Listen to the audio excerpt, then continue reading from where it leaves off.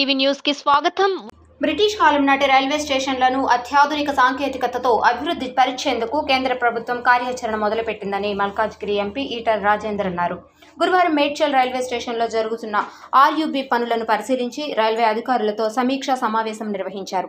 అనంతరం ఎంపీ ఈటల రాజేందర్ మాట్లాడుతూ కేంద్ర ప్రభుత్వం తెలంగాణ రాష్ట్రంలో 2000 కోట్లతో రైల్వే స్టేషన్ అభివృద్ధి చేపట్టడం జరిగిందని, సికింద్రాబాద్, కాచిగూడ, చర్లపల్లి రైల్వే స్టేషన్ను విమానాశ్రయాలను తలపించే విధంగా అభివృద్ధి పనులు జరుగుతున్నాయని ఎంపీ తెలిపారు. మేడ్చల్ రైల్వే స్టేషన్లో 32 కోట్లతో అభివృద్ధి పనులు ముమ్మరంగా సాగుతున్నాయని, మరి 20 సంవత్సరాలను దృష్టిలో పెట్టుకొని ట్రాఫిక్ సమస్యలు ఏర్పడకుండా అండర్ పాస్ బ్రిడ్జ్ పనులు పూర్తి చేసే విధంగా చూస్తామని ఈటల తెలిపారు.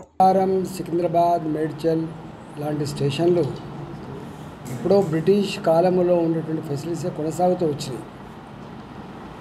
ఎప్పుడు కూడా 5 కోట్లు 10 కోట్లు రిపేర్ల కోసం ఇచ్చి టూత్ పాలిష్ పనులు జరిగినాయి తప్ప పెరుగుతున్న జనాభాకు అనుగుణంగా ఇవాళ మొత్తం ప్రపంచం వేగంగా ముందుకు పోతూ ఉంటే మనం ఇంకా ప్రాచీన పద్ధతిలో ఉండడం మంచిది కాదని నరేంద్ర మోడీ గారు దాదాపు 2000 కోట్ల రూపాయలతో Nampally railway station, Kacheguda railway station, Secunderabad railway station, అదేవిధంగా మల్కాజిగిరి పార్లమెంటు పరిధిలో ఉండేటువంటి చర్లపల్లి రైల్వే స్టేషన్ ఇలా అత్యాధునికమైన ఎయిర్పోర్ట్లను తలపించే పద్ధతిలో రైల్వే స్టేషన్ నిర్మాణం కొనసాగుతూ ఉంది.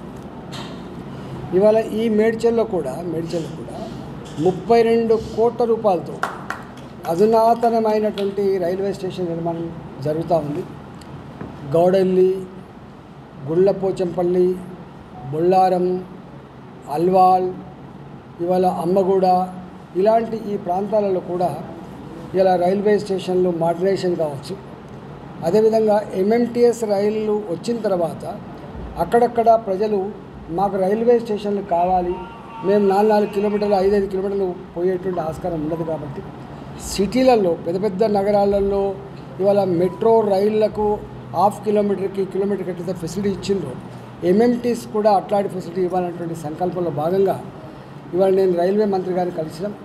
రైల్వే మంత్రి గారు కలిసినప్పుడు సికింద్రాబాద్ హెడ్ ఆఫీస్లో ఉన్నటువంటి అధికారులని మీకు జత చేస్తాను.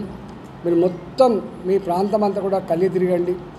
ఎక్కడ కొత్త స్టేషన్లు కావాలి, ఎక్కడ కొత్త రైళ్లు కావాలి, ఎక్కడ అండర్ పాస్లు కావాలి, ఎక్కడ ఓవర్ పాస్లు కావాలి, ఎక్కడ స్టేషన్లు మోడర్నైజ్ చేయాలి, ఇలాంటి అనేక విషయాల మీద వారితో చర్చించినప్పుడు వారు మాకు స్థానికంగా ఉండేటువంటి అధికారులను అప్పచెప్పిండు.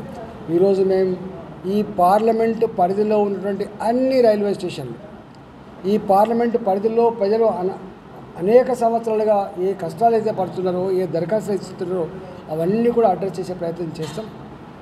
ఈ తదుపరి డీజీఎంతో డీజీఎం గారితో మీటింగ్ ఏర్పాటు చేస్తాం. ఈ ప్రపోజల్స్ అన్ని కూడా ఢిల్లీకి తీసుకుపోయి అతి త్వరలోనే ఇవి పూర్తి చేసే ప్రయత్నం చేస్తాం. రాష్ట్ర ప్రభుత్వంతో సంపూర్ణంగా కోఆర్డినేట్ చేసుకుంటూ రాష్ట్ర ప్రభుత్వ పరంగా ఏ అడ్రస్ అయితే ఉన్నాయో అడ్రస్ అన్ని కూడా ఎప్పటికప్పుడు ఇరు రాష్ట్ర ప్రభుత్వం కేంద్ర ప్రభుత్వ అధికారులతో సంప్రదింపులు జరుపుకుంటూ ఇవి ముందుకు తీసుకుపోయే ప్రయత్నం చేయబోతా ఉన్నాం.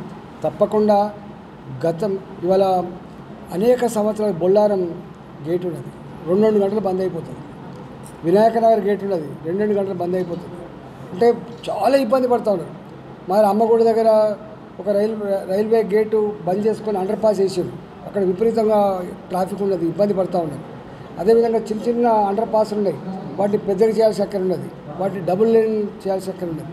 ఇలాంటి అనేక ఇష్యూస్ మీద అంటే ఒక్క మాటలో చెప్పాలంటే ఇంకొక 20-30 సంవత్సరాల కాలం పాటు ఇలా ట్రాఫిక్ పెరిగినప్పటికీ జనాభా పెరిగినప్పటికీ కూడా ఏ పద్ధతిలో రైల్వే డిపార్ట్మెంట్ పరంగా ఫెసిలిటీస్ ఉన్నానో అవన్నీ కూడా చేసే ప్రయత్నం చేస్తాం. మాకు మల్కాజిగిరి పార్లమెంట్లోనే ఇవాళ మాకు రైల్వే ఉంటుంది. మల్కాజిగిరి పార్లమెంట్లోనే రైల్వే ఆస్తులు ఉంటాయి, వర్క్షాపులు ఉంటాయి. ఇవాళ ఈ పార్లమెంట్ పరిధిలో అనేక రైల్వే లైన్లు ఉన్నాయి.